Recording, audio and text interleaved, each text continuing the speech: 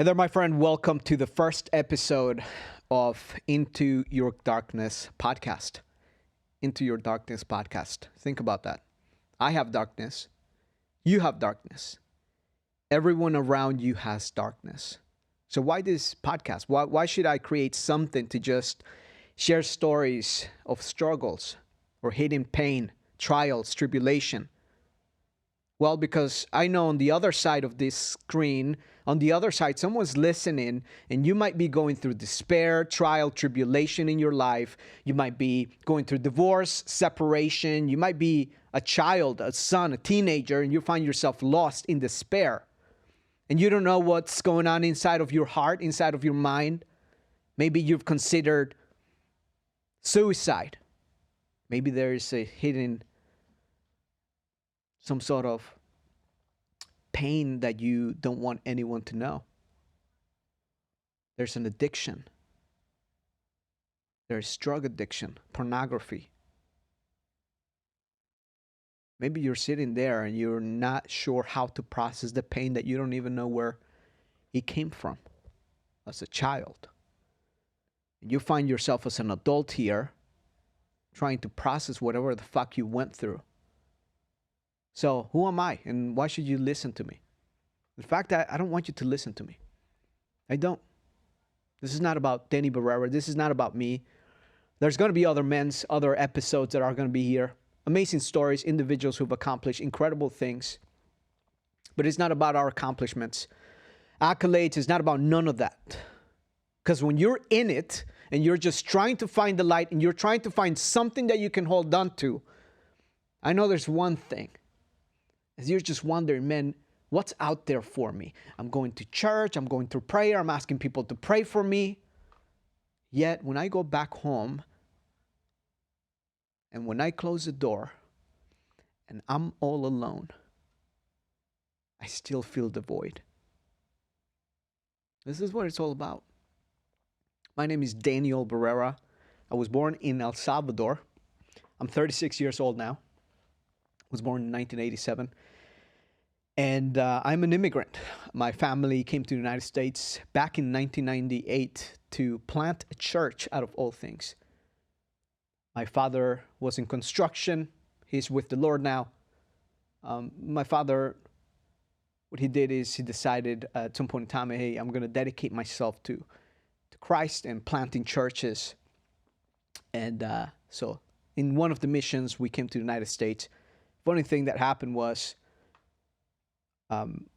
my brothers, my mother, I, and my father, we came here to the United States. My father had to travel back and forth to talk to the headquarters church and deal with some things. And eventually, in one of the trips where he was trying to come back to the United States, he was no longer allowed to come into the U.S. He was stopped at the customs and they told him pretty much, hey, look, you have your papers in process and you decided to step out of the country. So we're going to have to deny your entry here for 10 years. So we found ourselves here in the United States. My father had sold his businesses in El Salvador. My mother tells him, hey, we really can't go back to El Salvador if you don't have anywhere for us to go back to. Meanwhile, we're living here in the United States in Freeport, New York. In a small 8x8 bedroom, a bunk bed and a twin bed right next to it, quite literally squeezed right there. It wasn't even a bedroom. It was just a division of a living room that someone had created. And I had never felt in a place as an individual, in a place that we were completely lost in a completely different country. I did not know how to speak English. My brothers didn't know how to speak English. My mother didn't know how to speak English. All of the sudden, almost begging for us to stay here in the United States without a place, without a home. So my parents decided to, my mother stay here in the United States. My father decided to stay in El Salvador, separate, get divorced. Long story short, I never got to see my father since I was 11 years old. That set me out on a quest of discovery for myself. I didn't know how to process that entirely. And looking back, it was interesting because from that point on, I started looking for places and things where I would feel the protection, the love, the affection. Where I, as a man, as an individual, as a young man, I wanted to find some certainty in my life because there was nothing but uncertainty as I navigated through high school, completely lost.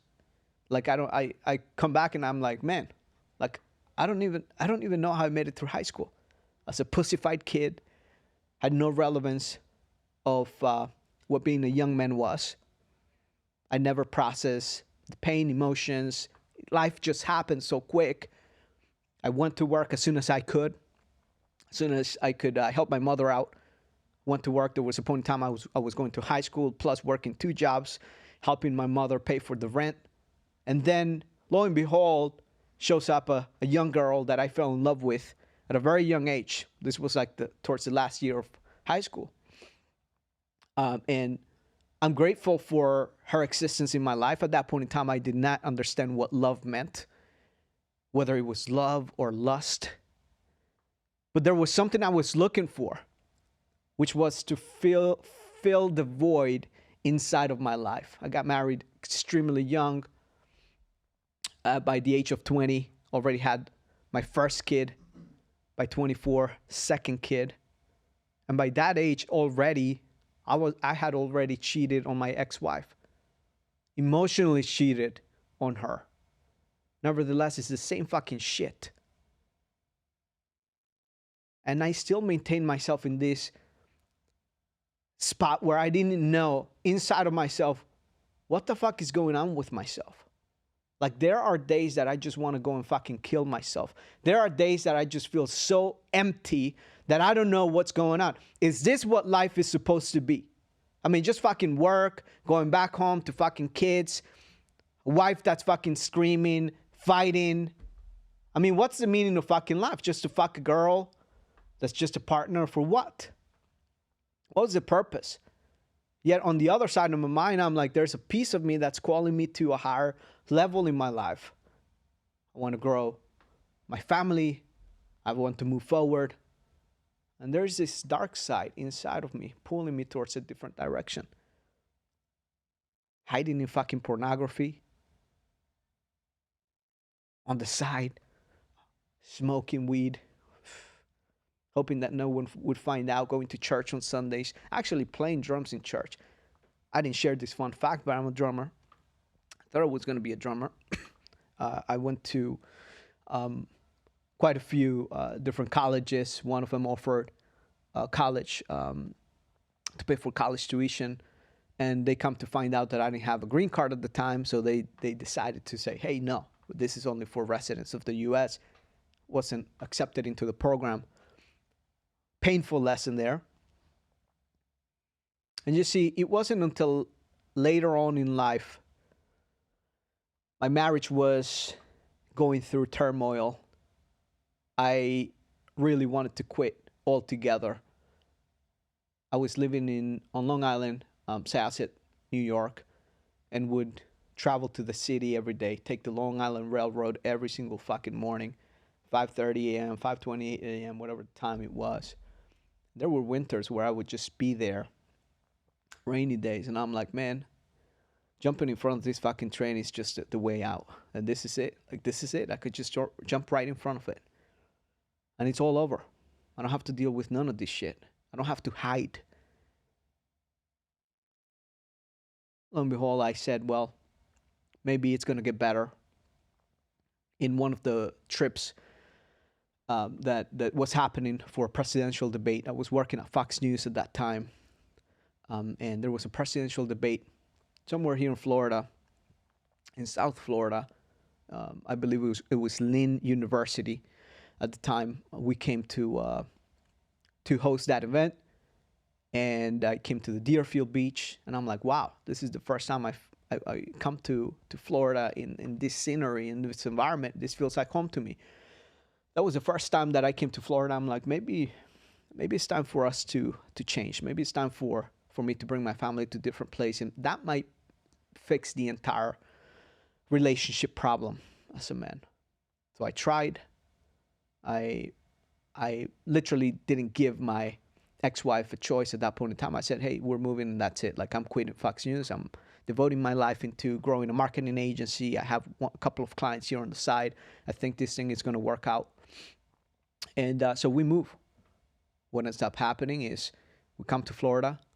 My marriage problems just got worse. In fact, in the middle of all of it, not only did I started losing clients, but I saw my bank accounts being overdrafted constantly, finding myself with no money, the lights getting cut out every other month in the apartment here. I mean, I became the lowest of the lowest as a man. I was trying to learn how to sell, how to market myself. There was no way out. Again, hiding in pornography, in sedation, letting the outside world see a different version of myself. Meanwhile, on the inside, I was just fucking dying. Quite literally. So I found myself in this pit. And it wasn't until I got the rude awakening that my ex was with another man. And that became the point in time, the first point in time where I really felt myself and said, what the fuck is going on with my life? Like, what have you fucking done with your life? And it was the very first time that I got to process that. And I became a fucking liar, a liar to my kids. I couldn't tell my kids, I'm going to divorce your mom. So I would lie to them and I would say, Dad is going to a business trip. I couldn't look at my kids and put them to sleep and say, I'm not going to sleep here because I can't. Your mom is with another fucking man. Couldn't fucking do it. So I left as a fucking coward. As a fucking coward because I couldn't tell my kids the reality of the separation, of the divorce. You see, the moment that I never got to see my father since I was 11 years old, there was this void inside of myself that I said, I'm always going to be there for my kids. Later on, I found myself in this pit, having to explain to my kids and not having the balls to fucking do it. So I told them I'm on a business trip. And I told them the same lie time and time and time again.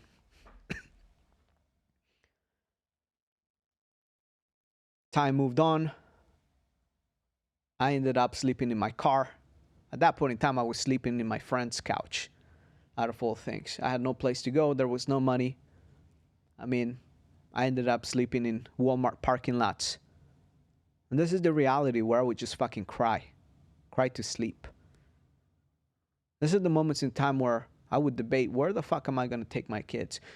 I found myself into business relationships that weren't benefiting me in any way, shape, or form. I was earning less than a McDonald's employee. And I decided to do the dumb shit at this point in time, which was not only was I in a fucked up situation, I decided to fuck it up even more. So one of my friends says, hey, I need you to do me a favor. Can you do a long distance trip for me? Cover for me. I'm like, sure. So I started driving long distance, and before I knew it, I was snorting cocaine to keep myself up at night.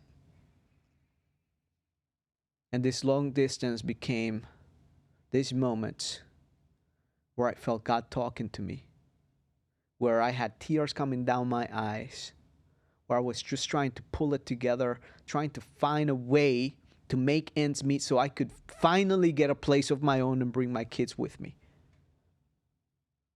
And this became the beginning of the reinvention. This became the very starting point where I started to figure myself out. Right at the darkest moment. I mean, I came from a family that trusted God, that was all about God. But you see, in every moment, I kept asking myself the same question. What's wrong with me? What's going on with myself? Why is this happening to me? And on the outer world, everything was fine. To the outside world, everything looked fine. But on the inside, I was dying. I felt all alone. And wherever you may find yourself right now, and I hope that you haven't gone through that situation of having cars repossessed, where you're finding yourself in trying to find a parking slot where no one's going to see you sleeping in the car. where the cops are not going to come in and just knock on the window, see if you're okay. I mean, fuck. Where you're driving long distance, and you're wondering if you should keep going or you should just call it a day. You see, this moment was the moment where I realized I have to surrender. This is the moment of reinvention for me. And this became the one day at a time. And the one day at a time for me was, I'm just going to take one step in front of the other, one day at a time. One foot in front of the other. Everything became unbearable for me. At this point in time, I called my brother one time and I said, hey, look, I need you to let me borrow this much money. He's like, I can't. I've already let you borrow enough. You got to figure it out. So I decided to take one step in front of the other. Find side gigs in order to make ends meet on my end. Find some stability. And I started growing an agency, a marketing agency, which has become Concrete Marketing Crew, the #1 agency in the concrete space, in the concrete industry. And it started as a whole byproduct of reinvention. You see, now people look at what we've been able to accomplish here in the last couple of years. We've served hundreds of clients throughout the United States. We're highly recognized in the industry. And I'm not here to share that so that I can boost my ego. But I just want to let you know, wherever you find yourself, in whatever pocket, you see, you've been put on the driver's seats of your life for a reason. And it's not only your will until you're willing to go into your darkness to see and examine whatever that you have gone through and deal with it. You remember how I was telling you I was living in this pit of avoidance. I was avoiding everything. I was avoiding the conversations. I was avoiding even facing my ex, for that matter. And the switch didn't have to take forever. It just became a story of going from a fucking pussified man to getting my shit together and moving forward. Getting my shit together and moving forward. Getting my shit together and moving forward. And sometimes you don't need to listen to any more inspirational and motivational content. What you need to do is get your shit in order and fucking move forward. One step in front of the other. That's it. That's fucking it. When you add that up, you have 365 steps that you've made forward. Or you can stay in the fucking pit, in the same pain, going around in circles like I did for fucking years in avoidance. And this journey has taken me to create an impact in other people's lives, in other agency owners. I've been able to impact the lives of hundreds of digital marketing agency owners, teach them how to grow and scale their agencies, how to build their systems, processes, serve hundreds of clients throughout the United States. And now here we are. So when people ask me, hey, tell me about yourself, I always ask them, what do you want to know about me? Because I could tell you about divorce. I could tell you about being a liar, a cheater, a businessman. We could talk about systems, processes, numbers, people, marketing, advertising, fulfillment, operations, hiring, firing. What do you want to know? What do you want to know? At the end of the day, if you're in pain, your pain has a path for you for freedom. Your pain is your path to freedom. Your pain is your path to fucking freedom. So you're running away from pain. That means you're running away from your freedom. It wasn't until I understood that one concept. Your pain is your purpose. Guess what? You live in avoidance, motherfucker, just be ready for it. Because it's going to fucking slap you in the face when you least expect it, in the least possible way. And when it fucking does, your world is going to go upside down. So, here we are, first episode. What do you hear me say? I would love to hear in the comments. This is a piece of my story. It's a small piece. I'm on a mission to impact the lives of 1 million divorced men. 1 million men who are having a hard time getting a grip in their lives, who are uncertain, have no direction, no fucking clue where to go next, what to navigate, how to go about doing this. And what I want to do is have you figure yourself out in the process, because when you do, my friend, and you have a sense of direction and purpose, and you know where you're fucking going, and you take one step in front of the other, that is where you head into fucking freedom. And when you go into freedom, you are unstoppable. And when you're unstoppable, you look at the man in the mirror, and that's the man you admire the most. Not some fucking athlete, not some fucking entrepreneur, not some fucking guy that's just giving inspirational talks, but you look at yourself in the fucking mirror, and you look at yourself and you say, I'm proud of you, motherfucker, because you pulled this shit off. And you can do that, my friend. You can do that. The choice is up to you. Give it a like and follow. If this message has resonated with you, share it with someone you know that could benefit from this. Sending you peace and love on the other side. Thank you for tuning in. Danny Barrera, over and out.